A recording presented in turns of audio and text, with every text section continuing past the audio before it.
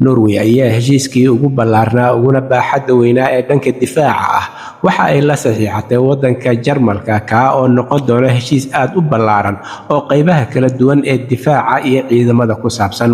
Wasiirka difaaca Norway Tore Sandvik iyo wasiirka difaaca waddanka Jarmalka Boris Pistorius ayaa kala saxiixday heshiiskan iyada oo ay goobjoog ahaayeen oo ay dul taagnaayeen markii heshiiskan difaaca baaxadda weyn la kala saxiixanayay.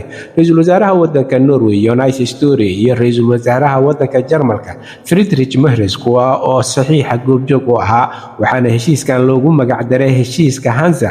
Waxa uuna noqon doonaa heshiiska ugu ballaaran ee Norway dal kale la saxiixatay. Qodobada ugu muhiimsan heshiiskan ayaa lagu soo waramayaa in uu yahay ilaalinta iyo difaaca hawada sare, amniga badda, sidoo kalena dagaalka dhulka sidii loo xoojin lahaa, iyo xaaladaha degdegga ah iyadoo warshadaha difaaca labada dal isweydaarsan doonaan.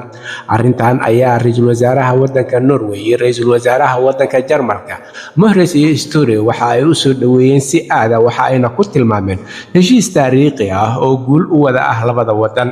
Labada dal ayaa horay waxa ay u lahaayeen iskaashi difaac iyadoo sanadkii u dambeeyay dhanka difaaca ay dhex martay adduun lacageed oo gaaraya ilaa iyo 16 bilyan oo koronka Norwejiga ah.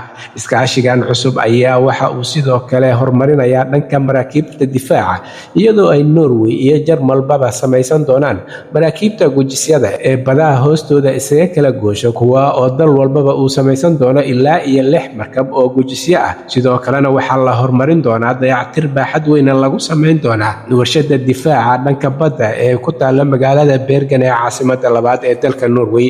Waxayna Norway sidoo kale hadda dalbatay ilaa iyo 54 taangi kuwa oo ah Leopard 2 oo uu soo saaray Jarmalka, waxaana taangida lagu samayn doonaa sida la sheegay gudaha waddanka Norway warshado uu Jarmalku ka samayn doono.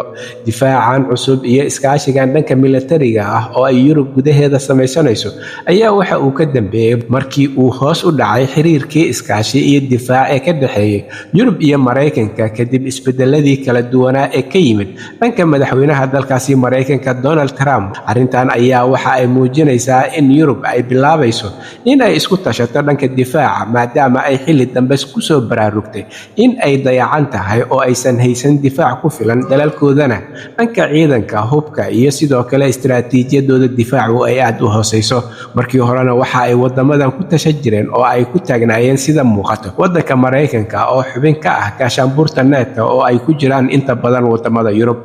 Arrintan difaaca, hub aruursiga iyo sidoo kale dhisidda ciidamada ayaa weli ku sii xoogaysanayso guud ahaan wadamada kala duwan ee Yurub. Waxa uuna heshiiskan dhex maray Jarmalka iyo Norway noqonaya kii ugu ballaarnaa ee labada dal dhex mara, iyagoo hadda kadib u muuqda in ay dhanka difaaca, iskaashiga iyo sidoo kale militariga sii xoojin doonaan. Halka warka kiisa ugu doorkaroon uu idinkaga imaanayo waa Somali Voice in Norway ama codka Soomaaliyeed ee Norway, waxaana idinla socodsiinayay aniga oo ah Cabdullaahi Shiine.